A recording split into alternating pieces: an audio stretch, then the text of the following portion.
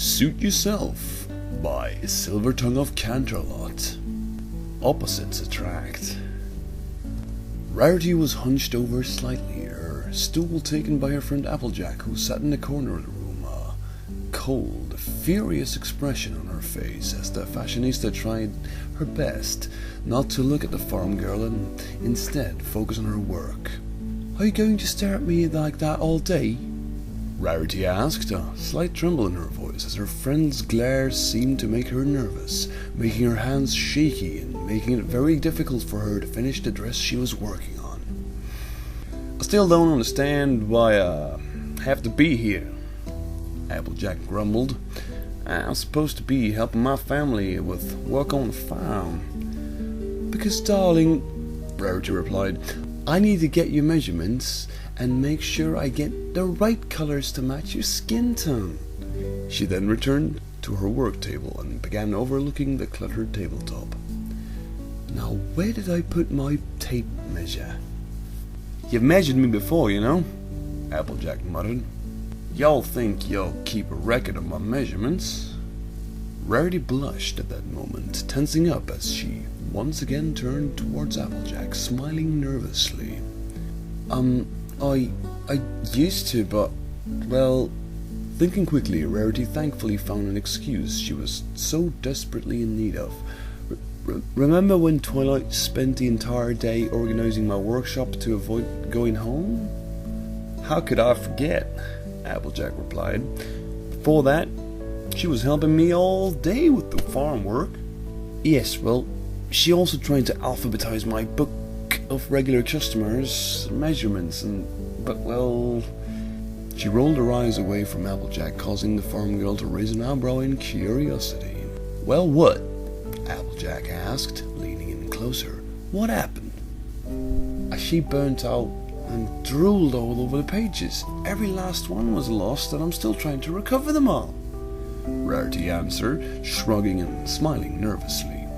While this was true, Rarity had to hold a slight fib in saying that all the measurements had been lost.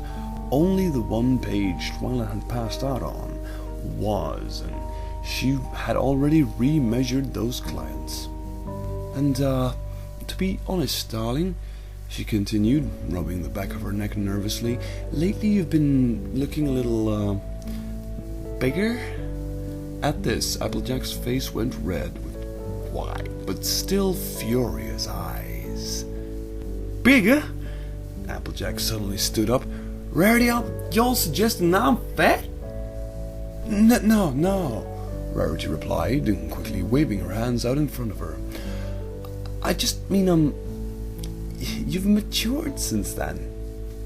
Rarity sighed with relief internally. In the back of her mind, a voice in her head said, "That's it, Rarity, crisis averted." However, the still rather skeptical expression of her friend made her opinion quickly change. "She's not buying it. She's gonna hate me. What are we doing? What have we done?" Even in her head, Rarity was an incredible drama queen. "Matured?" Applejack narrowed eyes. "What y'all mean by that? I don't like the sound of it." Now Rarity was in trouble. How could she say it without upsetting her? All I mean is, darling, well, you see, the fact of the matter is that your curves have grown a little since last time." As Applejack's eyes widened even more, the anger draining out of them for pure wide-eyed shock, paired with a blush that screamed embarrassment, Rarity felt as if she had been dropped into a large vat of boiling water. Oh no, she mentally panicked as Applejack composed herself, returning to her skeptical expression, and walked over to Rarity. The seamstress couldn't help but wonder if perhaps she could have handled that with a bit more elegance. "My curves?" Applejack asked, hands on her hips as she gave the cold stare to her friend. What y'all bringing up my curves for?" Rarity's face flushed, turning bright red. Rarity stammered, then summoning up her courage, she simply blurted out, Well, I'm a designer, darling. It's inevitable for me to make at least some mention of a client's body, since that's the entire ensemble revolves around. I need to make sure it's not too small, not too big, doesn't make them look ridiculous, or is made of some gaudy fabric like the... Rarity cut herself off, remembering that the farm girl in front of her was currently wearing a skirt made of the fabric she stopped herself from saying. Applejack growled, "And just what is wrong with denim?" she said in a challenging and rather aggressive tone. Nothing, Rarity defended, attempting to calm her friend. It's just, Rarity was quickly cut off as Applejack poked at her chest with yet another furious outburst. "I'll have you know that denim is a sturdy and reliable material. This skirt has lasted a lot longer than any of my other clothes. This is my third shirt," Applejack said, defending her choice of fabric, tugging on her shirt. "The only thing that's lasted longer than that are my boots and my hat." "Well, while I admit that's an admirable quality, darling, all I meant was..." But before Rarity could finish, she was once again interrupted by her outraged friend as she continued her rant. "And another thing, it's more practical and less delicate than some hoity-toity fabric like silk is." Rarity's eyes widened before narrowing to a face everyone knew all too well. That was the last straw. What? That? Rarity snapped, leaning forward to face with Applejack as she stormed angrily towards her. "I will have you know that silk is one of the most elegant and perfect fabrics known to man. It's smooth and soft to the touch, displays an air of sophistication and class, and I will have you know is entirely what the clothes I'm currently wearing are made of." Applejack's rump bumped into Rarity's work table as she quickly ran out of room to back up in. Rarity standing a little too close for comfort, both girls exceedingly furious with one another. "Sophistication and class? More like snoodiness and snobbery, which is what describes y'all to a T," Applejack yelled back. "Not to mention it's flimsy and weak, much like you." "Well, I never!" "I will have you know I'm not flimsy. I am delicate, as a girl should be. Unlike you, you dirty, ruggish tomboy. You make Rainbow Dash look feminine. And another thing, do you ever brush your hair? It looks like a rat's nest." "Now you listen to me, you little waif." Applejack was really getting annoyed now. "My hair's just fine, and delicate. Where I come from, it's another word for weak. I know what hard work is, unlike you. And I don't know why I'm friends with you sometimes. You're all nothing but a..." Applejack cried out in surprise as she suddenly tripped, grabbing onto Rarity's shoulder for support, but only pulling her down with her.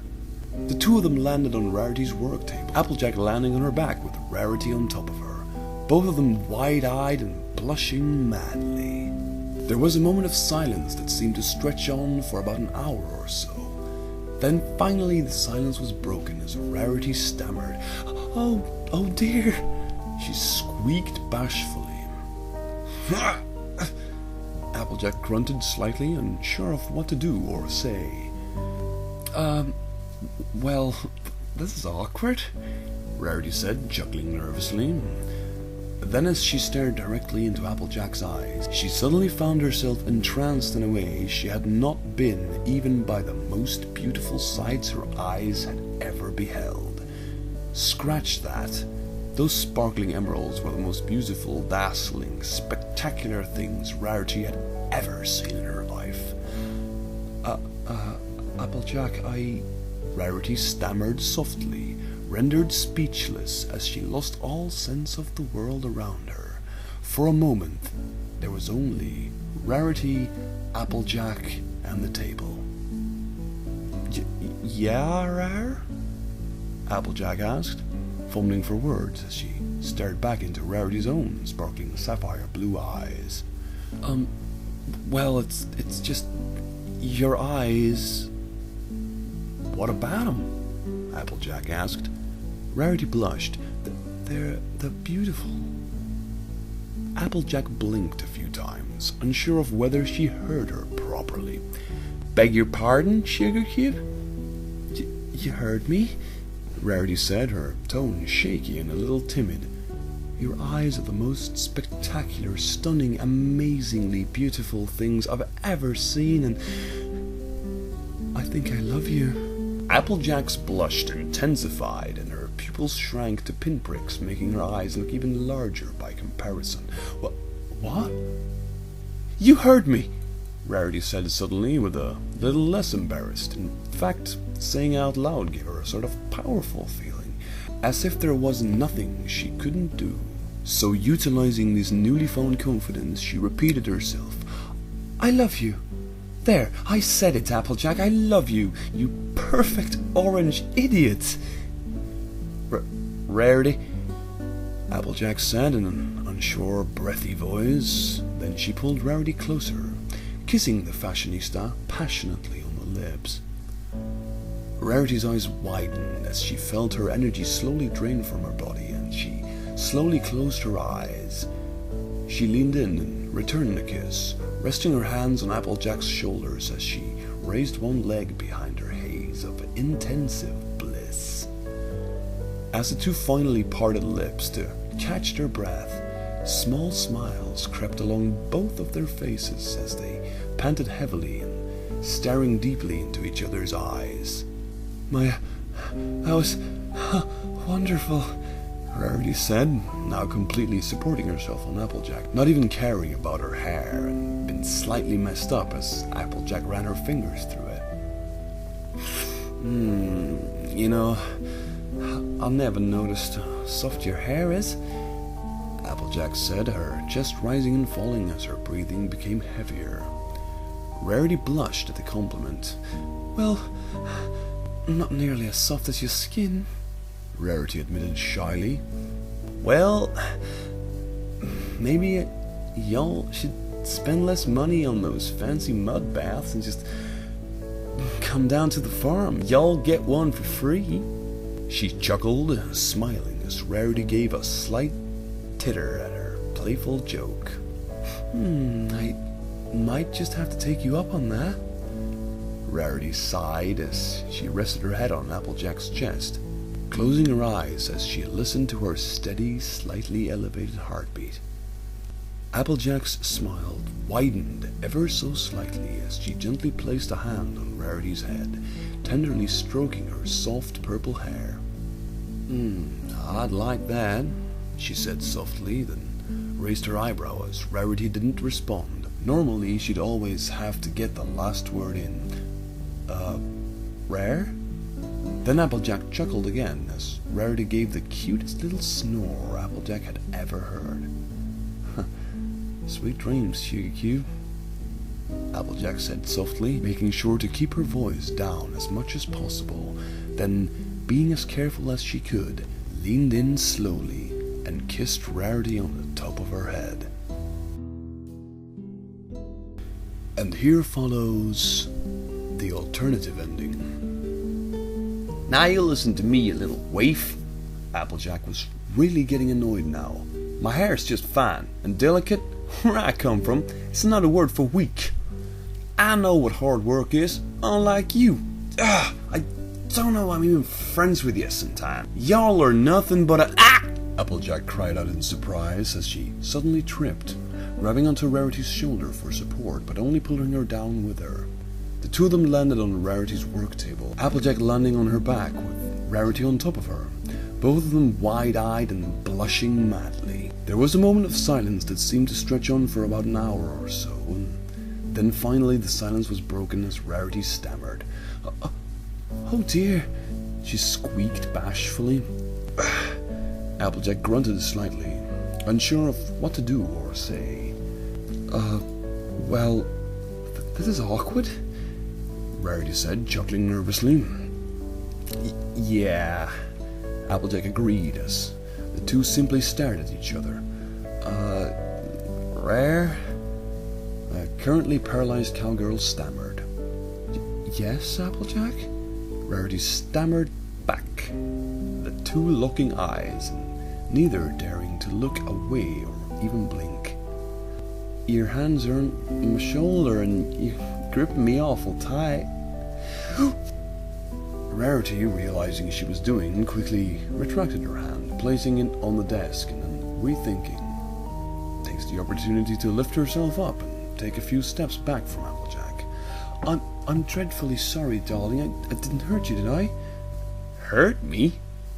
Applejack asked as she slowly lifted herself to her feet. Nah, of course not, she assured her friend, pulling her Stetson down to cover her eyes, her face still red as a shiny ripe apple.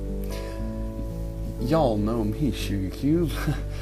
Tough as nails, she bragged, or tried to, failing at hiding how awkward she felt as she rotated the shoulder Rarity had been leaning on. Ah, Rarity replied, hands behind her back, and a face a soft pink, equally uncomfortable about what had just transpired. Well, then, she cleared her throat and took a step to the side, gesturing to the door. Well, that's all I need from you, Applejack. You can go, if you want, that is, Rarity added, rather panicked, not wanting to make the situation any worse than it already was. Applejack gave a subtle nod of her head as she lifted up her hat to see where she was going. Right. She made her way towards the door hesitantly. Each step felt like someone had slipped a heavy weight into both of her boots.